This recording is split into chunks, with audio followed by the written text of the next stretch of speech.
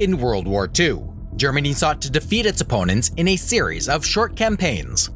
They quickly overran much of Europe and were victorious during the first phase of the war. Germany defeated and occupied Poland in 1939, and in 1940, Denmark, Norway, Belgium, the Netherlands, Luxembourg, and France. Yet, Germany did not defeat Great Britain, which was protected from a ground attack by the English Channel and the Royal Navy. After the successful invasion of France, it was only a matter of time before the Germans turned their sights across the English Channel. Adolf Hitler hoped the British government would accept his offer to end the war. Hitler wanted a submissive neutralized Britain so that he could concentrate on his plans for gaining living space for the Germans in the East, namely the land invasion of the Soviet Union, without interference. Since June, English vessels in the Channel had been attacked and aerial battles had been fought over Britain. Germany attempted to wear down the Royal Air Force before sending a land invasion. German land invasion of the United Kingdom, codename Operation Sea Lion, was planned on September 17, 1940. But with Germany failing to cripple Britain's air power, especially in the Battle of Britain, Hitler changed strategies. A land invasion was now ruled out as unrealistic. Instead, Hitler chose sheer terror as his weapon of choice. The Germans conducted mass air attacks against industrial targets, towns, and cities.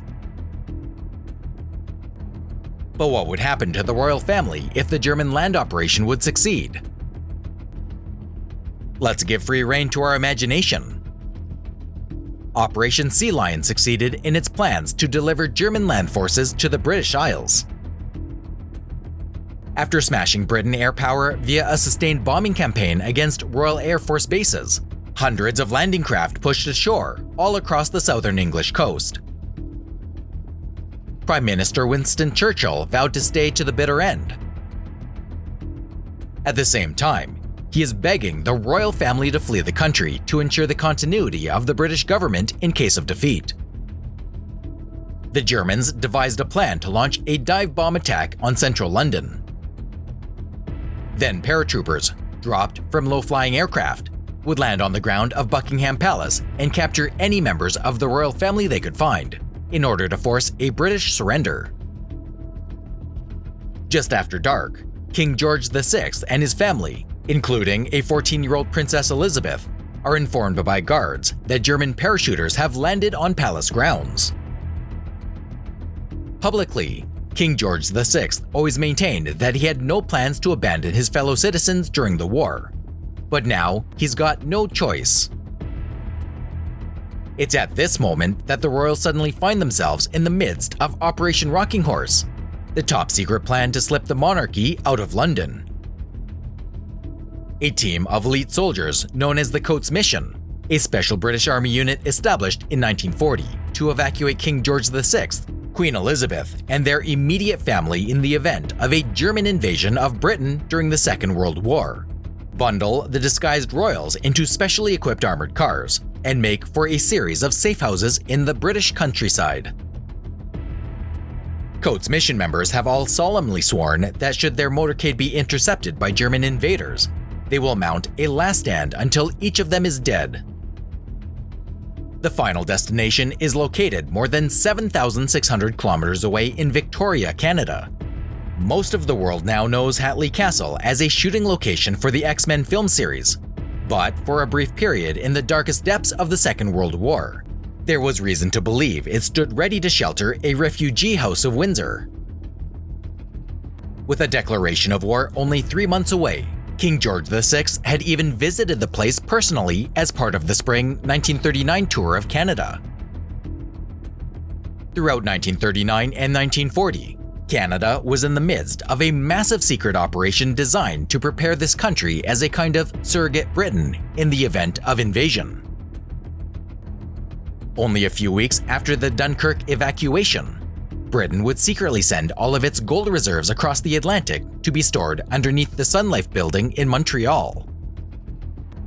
The future Queen Elizabeth II would have come of age in Victoria that, although remote from Nazi domination, was not spared the shadow of war. Throughout the war, the city was subjected to blackout conditions to protect it against Japanese air attacks. Residents trained in gas attack drills, and air raid wardens patrolled the streets. Halle Castle could also have become a point of contention between an exiled British government and the still neutral United States. There is evidence to suggest that the US government would not have been comfortable with a British monarch setting up his throne only a few dozen kilometers from American soil. This was an era when the United States still kept detailed invasion plans against Canada, codenamed War Plan Red. Approved in May 1930, the War Plan Red, also known as the Atlantic Strategy War Plan, was created by the United States Department of War during the interwar period in the event of war with the British Empire. Interestingly, Canada also kept such invasion plans.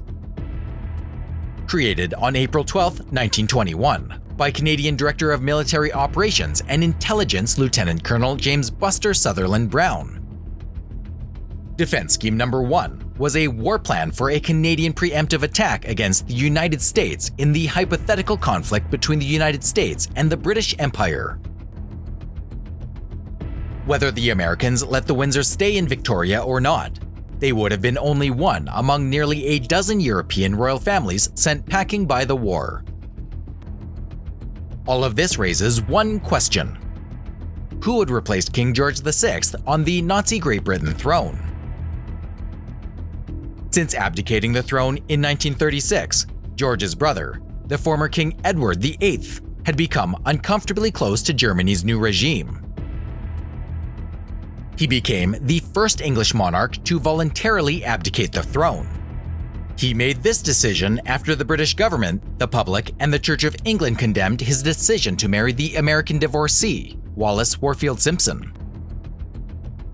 For the next 2 years, the Duke and Duchess lived primarily in France, but visited other European countries, including Germany, where the Duke was honored by Nazi officials in October 1937 and met with Adolf Hitler. After the outbreak of World War II, the Duke accepted a position as liaison officer with the French. In June 1940, France fell to the Nazis, and Edward and Wallis went to Spain. As would be revealed after the war, during this period, the Germans concocted a scheme to kidnap Edward with the intention of returning him to the British throne as a puppet ruler of Nazi Great Britain. Nevertheless, the plan was never put into operation, as Hitler became focused on the Eastern Front in the wake of the Nazi defeat in the 1940 Battle of Britain. Don't forget to subscribe, like, and share. Also, visit our second channel with military power comparisons. See you next time.